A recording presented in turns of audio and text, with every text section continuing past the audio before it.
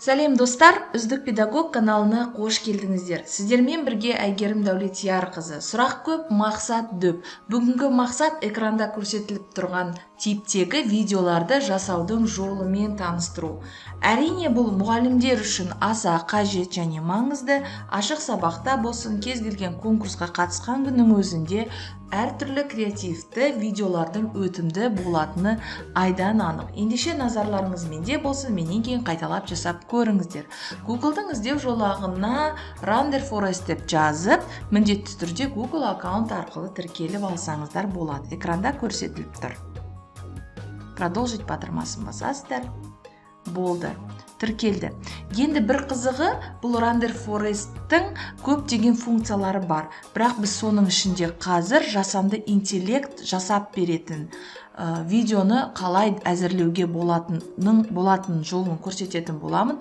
Ол үшін шаблоныға кірмейсіздер. Мінекей осы батырманы басасыздар да жасанды интеллекттің жасап беретін дүниесіне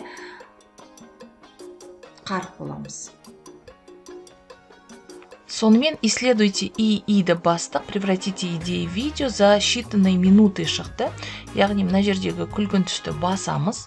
Басқаннан кейін өзімізге қажет тақырыпты жазамыз. Мысалы, мен маған достық жайлы видео жасап берші дедім. Сценарий дайын үлгісінде жазып беруге болады, яғни сөздерді. Бірақ бізге идея керек болғандықтан біз жасанды интеллектке толыққанды тапсырдық десек болады. Бірақ орыс тілінде жазасыздар. Сәл күтейік. Мінекей, осы жерде берілді тезистер. Бұл тезистерді өңдеуге, жөндеуге, қазақ тіліне ауыстырып алуға болады. Бірақ бұл жердегі бір түйткіл, менің тышқанымның сілтемесін бойымен қарап отырсаңыздар, мінекей жөндеуге болатын аңғарасыздар. Бірақ бұл бір түйткіл, бұл қазақтың қаріптерін, қазақ тілінде қ, ә деген сияқты қаріптерді қабылдамайды. Сондықтан қажет жағдайда кезінде біз үні қолдана аламыз. Сондықтан ол кезде біз ағылшын тіліне мінекей аударып алдық. Дос бола білу маңызды деп өнер деп жазған күннің өзінде өні жаза алмаймыз. Енді әркім өзінің фантазиясына қарай өңдейді. Тіпті болмаса латын қаріпімен жазсаңыздар болады, толыққанды қабылдайды.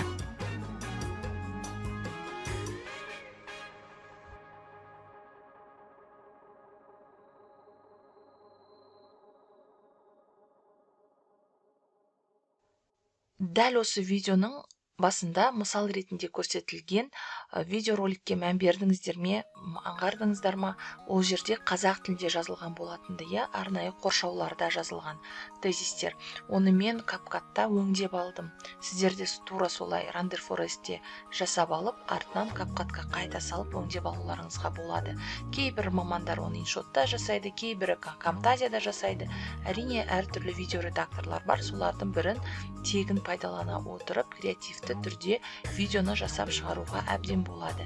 Мінекей, біз барынша өңдедік, яғни үлгісі ретінде, және енді біз қандай шаблонда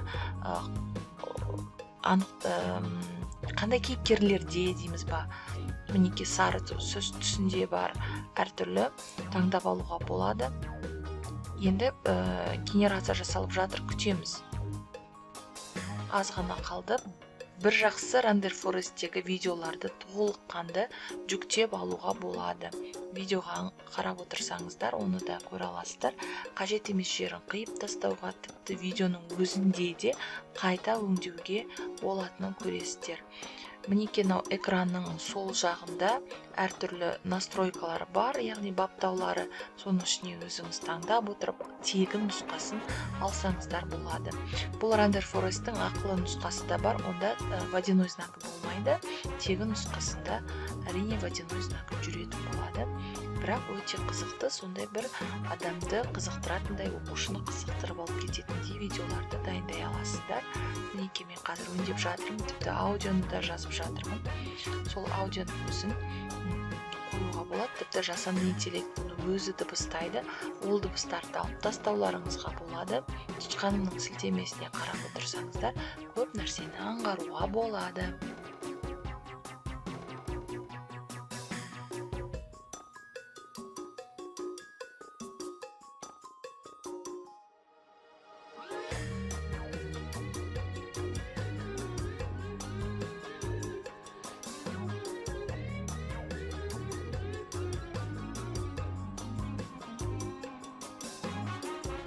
мінекей видео дайын болды. Қараңыздаршы, қандай ерекше видеолар.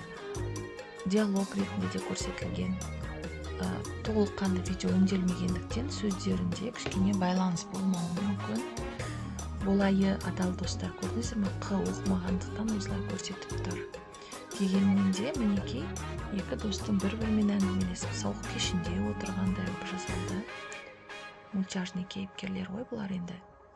3D форматта дейді кейбірі. Енді бұны жүктеп алуға болады. Ол үшін жоғары жақта с водяным знаком деп тұр ғой, сол батырманы басасыздар. Қазір көрінеді. Убрать водяной знакты басатын болсаңыздар, бірден ақылы нұсқасы, яғни қаражат сұрайтын болады. YouTube-ға да бірден жүктеуге болады.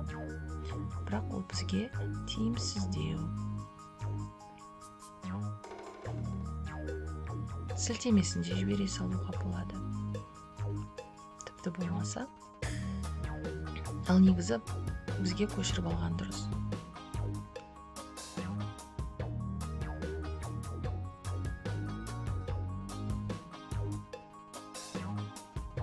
Бірінші үлгідегі видеоны қалай жасайтынын көрсеттім. Енді тура сол тақырыпта басқа үлгіде, басқа форматта дейік, видео дайындап көрейік.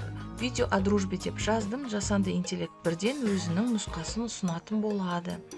Сәл күтейік, тура сол тезистерді алып шықты, бірақ кейіпкерлер басқа болады. Өңдеп әуре болмаймыз, тек типін өзгертіп, басқа бір видін таңдасақ, түрін яғни. Мінекей біз таңдадық.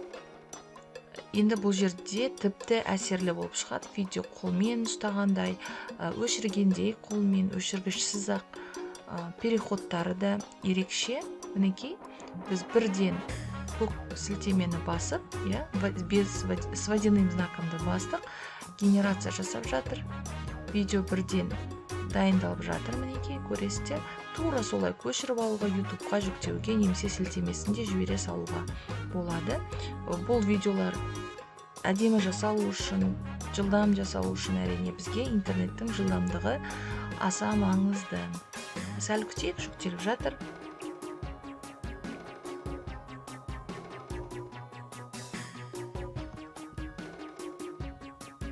Мінекей видео дайын болды.